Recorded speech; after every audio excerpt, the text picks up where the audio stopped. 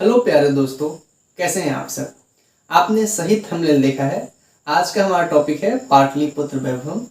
10th class का प्यूसम जो Sanskrit book है उसका सेकंड लेसन है पाटलिपुत्र वैभव। तो आज हम इसको पढ़ेंगे। उसके पहले मैं आपसे कुछ कहना चाहता हूँ कि इसका मैंने पहला पार्ट यानी कि पहला लेसन मंगलम पाठ का वीडियो ऑलरेडी बना दिया है। तो अगर आपने इसका वीडियो नहीं देखा है तो लिंक डिस्क्रिप्शन बॉक्स में दिया हुआ है, और अगर वहाँ से नहीं मिले तो देखिए आई बटन में यहाँ से दिख रहा है, यहाँ से भी आप देख सकते हैं, और नहीं तो आप एक बार प्लेलिस्ट जरूर चेक कर लीजिएगा। टॉपिक की ओर बढ़ते हैं और आज का हमारा टॉपिक है पाटलिपुत्र वैभव। चलिए शुरू करते हैं और जानते हैं कि पाटलिपुत्र वैभव में क्या क्या बातें आज हमें पढ़नी है। कुछ मैंने यहाँ पॉइंट लिखे हैं, जैसा कि मैं बताता हूँ। पिछले वीडियो में मैंने बताया था कि कुछ इंपॉर्टेंट पॉइंट होते हैं जो कि ऑब्जेक्टिव में पूछ जाते हैं। तो ऑब्जेक्टिव का क्वेश्चन भी क्लियर हो जाए इसके लिए मैं यहाँ पे कुछ पॉइंट लिखा हूँ और आपको समझाऊंगा। तो सबसे पहले हम जानेंगे कि हमारा सेकंड लेसन है पाटलिपुत्र वैभव, और पाटलिपुत्र वैभव जो है लेसन का नाम, इसका मतलब क्या होता है। सबसे पहले हम मतलब जानेंगे कि मतलब या अर्थ क्या होता है। पहला है पाटलिपुत्र। पाटलिपुत्र कहते हैं पटना को। आज जिस शहर को हम पटना कहते हैं, कई साल पहले प्राचीन काल में उसी शहर को पाटलिपुत्र कहा जाता था, और आज भी संस्कृत में उसको पाटलिपुत्र ही कहा जाता है। ठीक है, तो पाटलिपुत्र। और दूसरा शब्द है वैभवम। वैभव मतलब क्या होता है, तो वैभव मतलब होता है विस्तार या ख्याति, उसका ख्याति या विस्तार होता है।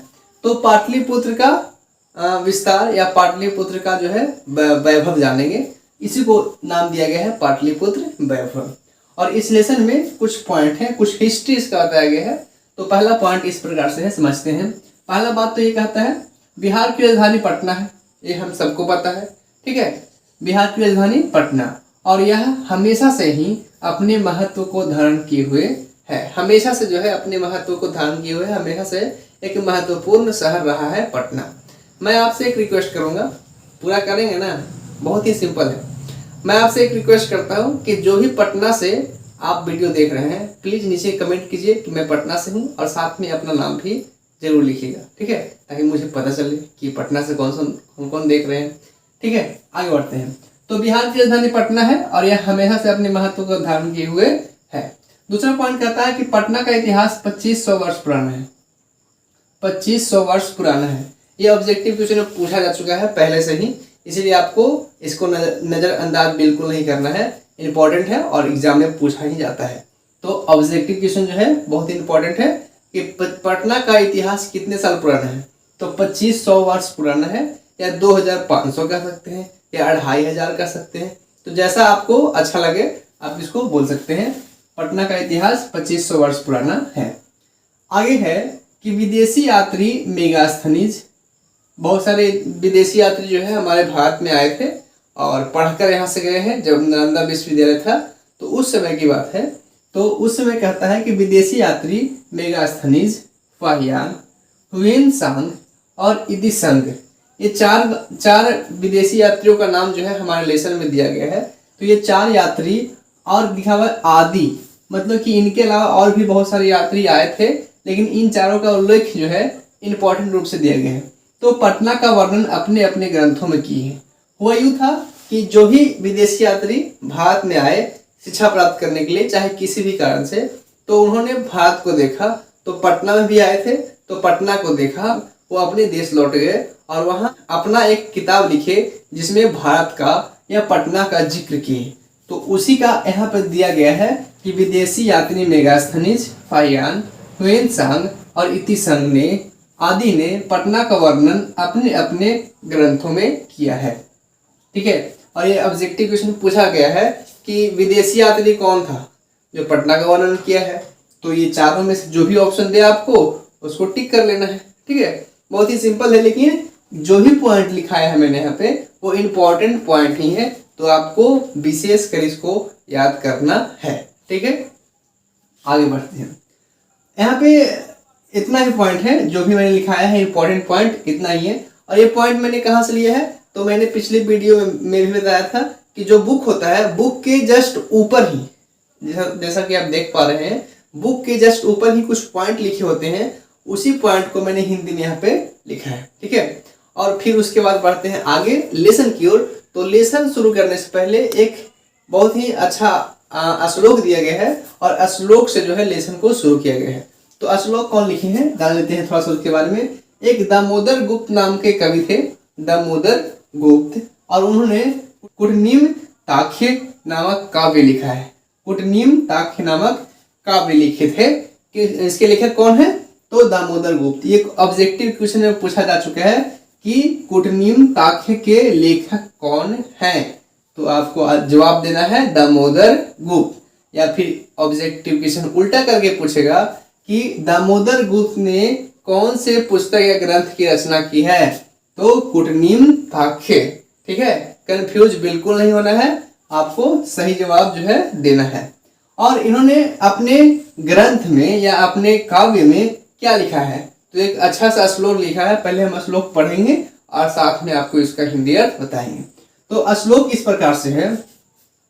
अस्ति महितल तिलकम सरस्वती कुलगृहम महानगरम नामना पाटलिपुत्रम परिभूत पुरबंदर स्थानम। इसका ये जो श्लोक है इसका हिंदी अर्थ क्या होगा, आइए समझते हैं। दामोदर गुप्त कहते हैं अपने श्लोक के माध्यम से पटना के बारे में कहते हैं कि अस्ति महितल तिलकम, मतलब कि यह पृथ्वी का तिलक है। महितल मतलब होता है पृथ्वी, तो यह पृथ्वी का तिलक है। कौन तिलक है? पाटलिपुत्र, जिसको हम आज पटना कहते हैं। आज हम पटना कहते हैं, पहले पाटलिपुत्र कहा जा रहा था। तो पाटलिपुत्र महितल तिलकम मतलब कि पृथ्वी का तिलक है। और सरस्वती कुलगृहम, सरस्वती का कुलगृह है। सरस्वती का कुलगृह कहने का मतलब है कि विद्या का केंद्र है, जहाँ ज्ञानी महापुरुष रहते हैं।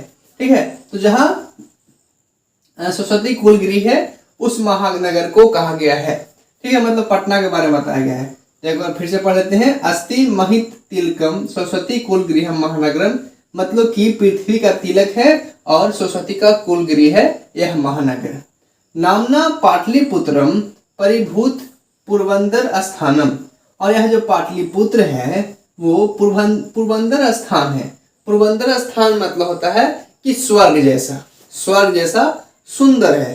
तो पटना को स्वर्ग से कंपेयर किया गया है और कहा गया है कि पटना स्वर्ग जैसा सुंदर है। इसी को मैंने एक सटीक लाइन में, 2 लाइन में इसका आंसर हिंदी में लिखा है। आइए पढ़ते हैं क्या लिखा है। अर्थ लिखा है कि पृथ्वी का तिलक और विद्वानों का कुलगृह। विद्वान मतलब कि ज्ञानी पुरुष। ठीक है, यहाँ पे बताया था ना सरस्वती का कुलगृह मतलब ज्ञान का केंद्र, तो उसी को मैंने लिखा है विद्वानों का कुलगृह। यह महानगर पाटलिपुत्र स्वर्ग से भी सुंदर है। इस श्लोक का अर्थ मैंने यहाँ पे लिखा है, पृथ्वी का तिलक विद्वानों का कुलगृह यह महानगर पाटलिपुत्र नगर स्वर्ग से भी सुंदर है, इसका अर्थ होता है। तो यह था इसका अर्थ।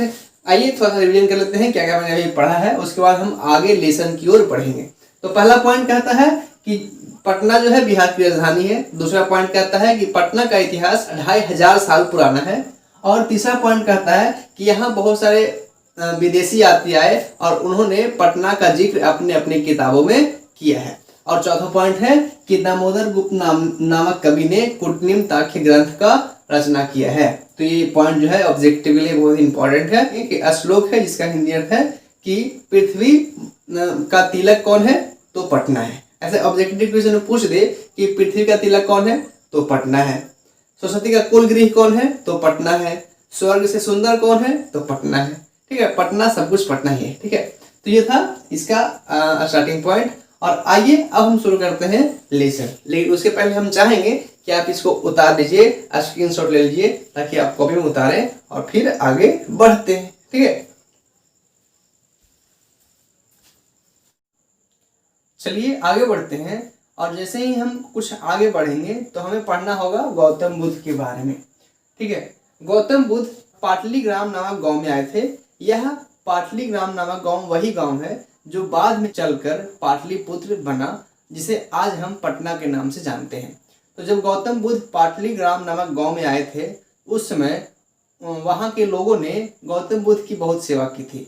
उसी समय गौतम बुद्ध ने पाटलिग्राम नामक गांव के बारे में एक भविष्यवाणी की थी कि यह गांव भविष्य में एक बहुत ही बड़ा महानगर के रूप में उभरेगा, एक बहुत ही बड़ा महानगर बनेगा। और ऐसा ही हुआ। लेकिन यह जो है हमेशा 3 चीजों से परेशान रहेगा, अग्नि, जल और कलह। अग्नि मतलब आग, जल मतलब पानी और कलह मतलब लड़ाई झगड़ा।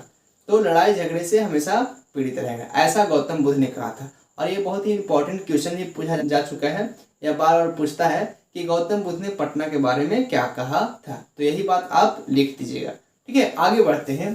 तो आगे लिखा हुआ है चंद्रगुप्त मौर्य के बारे में। कहा जाता है कि चंद्रगुप्त मौर्य के शासनकाल में पटना का रक्षा व्यवस्था और शोभा व्यवस्था बहुत ही समृद्ध हो गया था। बहुत समृद्ध का मतलब है कि बहुत ही ज़्यादा सुंदर हो गया था, बहुत ज़्यादा जो है सुरक्षित हो गया था। सभी तरीके से, सभी ओर से पटना एक बहुत ही बड़ा महानगर के रूप में उभर कर आया। किसके शासनकाल में? चंद्रगुप्त मौर्य के शासनकाल में। और साथ ही अशोक सम्राट, जो बहुत ही बड़े राजा थे, अशोक सम्राट, इनके शासनकाल में पाटलिपुत्र और ज़्यादा विकास किया और बहुत बड़ा महानगर बना। और ऐसा कौन लिखते हैं? ऐसा लिखते हैं यूनान के राजदूत मेगास्थनीज। यूनान के राजदूत मेगास्थनीज थे, जिन्होंने अपने बुक में, अपने द्वारा लिखे गए बुक में इस राजा की, चंद्रगुप्त मौर्य की जिक्र की है और उसमें बताए हैं कि उनके समय में पटना कैसा नगर बना था। ठीक है, तो एक ऑब्जेक्टिव क्वेश्चन यहाँ भी बनता है कि यूनान के राजदूत कौन थे? तो मेगास्थनीज थे। या फिर ऐसे पूछ सकता है कि मेगास्थनीज कहाँ के थे? तो यूनान के थे। ठीक है, और उसके बाद कहता है कि पाटलिपुत्र शिक्षा का भी केंद्र बना हुआ था। मतलब कि यहाँ जो है एक शिक्षा का केंद्र बन गया। इसे सरस्वती का कुलगृह भी कहा जाता था। क्यों? क्योंकि यहाँ शिक्षा का प्रमुख केंद्र था और यहाँ से पढ़कर बहुत बड़े बड़े विद्वान जो है पास हुए थे। और एक इसी में एक बताया गया है कि एक राजशेखर नाम के कवि थे, जिन्होंने अपना एक खुद का ग्रंथ लिखा था और उसका नाम था काव्य मीमांसा। नाम क्या था? काव्य मीमांसा। कौन लिखे थे? राजशेखर। तो ऑब्जेक्टिव क्वेश्चन पूछा गया है कि राजशेखर द्वारा लिखा गया ग्रंथ का नाम क्या था? तो काव्य मीमांसा। या ऑब्जेक्टिव क्वेश्चन उलट के पूछ सकता है कि काव्य मीमांसा नामक ग्रंथ की रचना किसने किया है? तो राजशेखर ने किया है। और उसी से एक श्लोक लिया गया है। ठीक है, श्लोक पढ़ते हैं, बाकी इसका हिंदी अर्थ समझेंगे। तो श्लोक इस प्रकार से है, अत्रोप वर्ष वर्षाभिः पाणिनि पिंगल लाभिः व्याडिः वर रुचि पतंजलि इह परिचिता ख्याति मुप जगमु। ये इस श्लोक है और इस श्लोक का बहुत ही साधारण और आसान अर्थ इस प्रकार से मैंने लिखा है कि वर्षों पहले पाणिनि, पिंगल, वररुचि और पतंजलि यहीं से अध्ययन कर ख्याति प्राप्त किए थे। इस श्लोक का हिंदी अर्थ मैंने यहाँ पे लिखा है। ठीक है, पाणिनि, पिंगल, वररुचि और पतंजलि, इनमें से आप एक दो नामों को जानते होंगे, जैसे कि पतंजलि का नाम जानते होंगे, नाम सुने होंगे। तो ये विद्वान पुरुष थे जो पटना से ही पढ़कर जो है ख्याति प्राप्त किए। और आगे बढ़ेंगे तो बताया जाता है कि पटना के नामों में बहुत सारा अंतर भी मिलता है। ऐसा वेद पुराण या ग्रंथों में देखा गया है कि पटना का नाम कुसुमपुर, पुष्पपुर, पाटलीग्राम और पाटलिपुत्र भी मिलता है। तो पटना का अलग अलग समय में अलग अलग नाम से भी जाना गया था। ठीक है, मैंने आपको बताया, फिर से मैं दोहराता हूँ, पाटलीग्राम, कुसुमपुर, पुष्पपुर और पाटलिपुत्र। तो ये चार नाम आपको मैंने बताया और अभी का जो नाम है वो पटना है। तो अलग अलग ग्रंथों में इसका अलग अलग नाम भी देखा गया है। और ऐसा क्यों हुआ?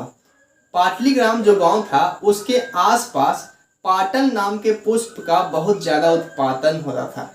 पाटल गुलाब को कहते हैं, तो गुलाब के फूल का बहुत ज़्यादा उत्पादन होता था। तो फूल के नाम के कारण ही गांव का नाम जो है पड़ गया पुष्पपुर या कुसुमपुर, क्योंकि दोनों का मतलब फूल होता है। पाटल के पुष्प के कारण ही उस गांव का नाम पाटलिपुत्र भी पड़ा। तो अगर आपसे क्वेश्चन पूछ दे एग्जाम में कि पाटलिपुत्र का नाम पाटलिपुत्र क्यों पड़ा, तो आपको जवाब देना है कि उसके आसपास, मतलब उस गांव के आसपास पाटल नाम के पुष्प का बहुत ज्यादा उत्पादन होता था और उसी पुष्प के नाम पर गांव का नाम पाटलिपुत्र पड़ा। ठीक है, ये इसका जवाब है। आगे जानते हैं, कहता है कि गुप्त वंश के शासनकाल में यहाँ एक बहुत ही धूमधाम से मनाया जाने वाला पर्व था जिसका नाम था कौमुदी महोत्सव। क्या था? कौमुदी महोत्सव। और किसके शासनकाल में मनाया जाता था? तो गुप्त वंश के शासनकाल में। और यह जो पर्व था वो ऐसे मनाया जाता था जैसे कि आज हम लोग दुर्गा पूजा मनाते हैं, बहुत ही धूमधाम से मनाया जाता था। और यह शरद ऋतु में मनाया था। शरद ऋतु मतलब कि सर्दी के मौसम में। तो ऐसे भी दशहरा या दुर्गा पूजा जो है सर्दी के मौसम में ही होता है। तो यह गुप्त वंश के शासन काल में मनाया जाने वाला पर्व था। तो ये कुछ पॉइंट है जिसको मैंने आपको बताया, और आगे लेसन में पढ़ेंगे और जानेंगे, लेकिन उसके पहले हम इसको थोड़ा सा दोहरा लेते हैं और कुछ ऑब्जेक्टिव क्वेश्चन मैं आपसे करता हूँ, इसका जवाब आप दीजिएगा या नीचे कमेंट बॉक्स में लिखिएगा, ठीक है।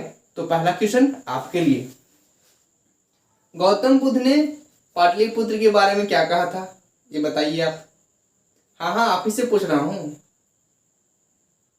सही जवाब दिया आपने, सही है। गौतम बुद्ध ने पाटलिपुत्र के बारे में कहा था कि यह जो गांव है वो भविष्य में एक बहुत बड़ा महानगर बनेगा, लेकिन 3 चीज से पीड़ित रहेगा, अग्नि, जल और कला, ठीक है, बहुत अच्छा। यूनान के राजदूत कौन थे, मेगास्थनीज। राजशेखर कौन से ग्रंथ की रचना किए हैं, काव्य मीमांसा, ठीक है। और भी बहुत सारा क्वेश्चन बन सकता है, तो आप इसको देखिएगा, और मैं जब ऑब्जेक्टिव का वीडियो लाऊंगा तो उसमें बहुत सारा आपको ऑब्जेक्टिव क्वेश्चन मिल जाएगा, ठीक है। तो इससे आप अगर नोट करना चाहते हैं तो नोट कीजिए, फिर उसके बाद हम आगे बढ़ेंगे। समय बीतता गया और एक बार ऐसा समय आया कि पटना को देख रेख करने वाला कोई नहीं था। मध्यकाल में एक ऐसा समय आया जब पटना के देख रेख करने वाला कोई नहीं बचा, और यह जो बात है वो मुद्रा राक्षस नामक ग्रंथ में लिखा गया है। मुद्रा राक्षस नामक ग्रंथ से यह पता चलता है कि मध्यकाल में हजारों वर्षों तक पटना का देख रेख करने वाला कोई नहीं था। उसके बाद फिर मुगल वंश आया, और मुगल शासकों ने पटना का और विकास किया, पटना को और जो है सुंदर और समृद्ध बनाया। और फिर आए अंग्रेज, और अंग्रेजों ने भी इसको जो है और ज्यादा विकसित किया और इसको समृद्ध बनाया, ठीक है। और मध्यकाल में ही पटना जो शब्द है जिसको पाटलिपुत्र कहा जा रहा था, आज हम पटना के नाम से जानते हैं। तो जो पटना शब्द है वो मध्यकाल में इसको दिया गया था, और यह शब्द जो है वो पतन से आया था।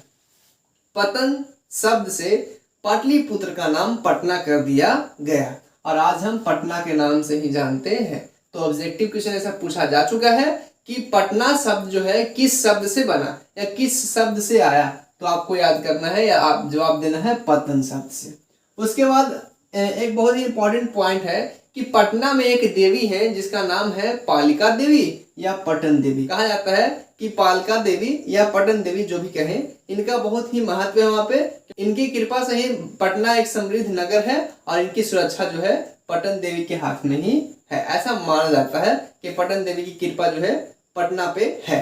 और आगे जानते हैं, पटना आज के समय में एक बहुत ही महत्वपूर्ण और बहुत ही आकर्षक पर्यटक स्थल है, घूमने वाला स्थल है, क्योंकि यहाँ बहुत सारे ऐसे स्थान हैं जहाँ बहुत ही अच्छे अच्छे जगह जाकर घूम सकते हैं। जैसे कि पहले जानेंगे कि पटना की उत्तर दिशा में गंगा नदी बहती है। पटना के उत्तर दिशा में गंगा नदी बहती है, और इसी नदी पे एशिया का सबसे बड़ा सड़क पुल महात्मा गांधी सेतु पुल बना हुआ है। कहाँ है, पटना में है। पटना किस नदी पे है, गंगा नदी के ऊपर है। और इसके अलावा पटना में और बहुत सारे ऐसे जगह है जहां हम घूम सकते हैं। जैसे संग्रहालय कहाँ है, पटना में है। उच्च न्यायालय मतलब हाई कोर्ट पटना में।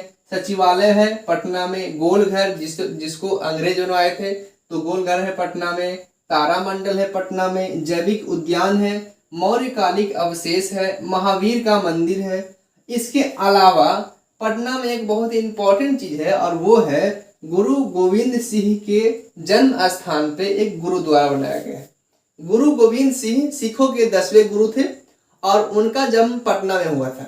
तो पटना में जहां उनका जन्म हुआ था उसी स्थान पे गुरु गोविंद सिंह के नाम पे वहां पे एक बहुत बड़ा गुरुद्वारा बनाया गया है, और यह सिखों के लिए बहुत ही इंपॉर्टेंट और महत्व रखता है। इसलिए क्वेश्चन ऐसे पूछता है कि सिख संप्रदाय के लिए पटना क्यों महत्वपूर्ण है। तो महत्वपूर्ण इसलिए है क्योंकि सिखों के 10वें गुरु गोविंद सिंह का जन्म पटना में ही हुआ था, और उसी स्थान पे एक बहुत ही बड़ा गुरुद्वारा बनाया गया है जहां दर्शन करने के लिए सिख संप्रदाय देश के कोने कोने से आते हैं। इसलिए सिख संप्रदाय के लिए पटना बहुत ही महत्वपूर्ण है। ये इसका जवाब है, ठीक है। तो ये बहुत ही इंपॉर्टेंट क्वेश्चन है और VVI भी है, क्योंकि कई बार पूछा जा चुका है और आगे भी पूछा जाएगा, ठीक है। तो ये था आपका लेसन पाटलिपुत्र वैभव। काफी लंबा लेसन था तो उसको हमको समझाने में काफी टाइम लग गया है। तो आप मुझे कमेंट बॉक्स में लिखिएगा कि कैसा लगा। पहले आप इसको स्क्रीनशॉट ले लीजिए ताकि आप इसको उतार कर और कुछ नोट्स कर सकें। तो ये था आज का हमारा पाटलिपुत्र वैभव लेसन।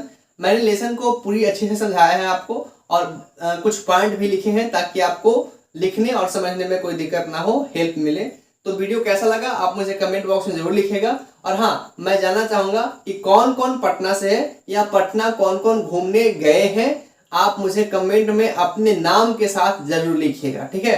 कौन कौन पटना घूमने गए हैं और क्या क्या देखे हैं, ठीक है। वीडियो लाइक कर दीजिए और अभी तक चैनल को सब्सक्राइब नहीं किए हैं तो चैनल को जल्दी से सब्सक्राइब कर लीजिए, बेल आइकन ऑल पर सेट कर लीजिए ताकि आगे आने वाला वीडियो सबसे पहले आपको मिले, ठीक है। तो फिर मिलते हैं एक नए वीडियो में एक नए टॉपिक के साथ। तब तक के लिए देखते रहिए, सीखते रहिए।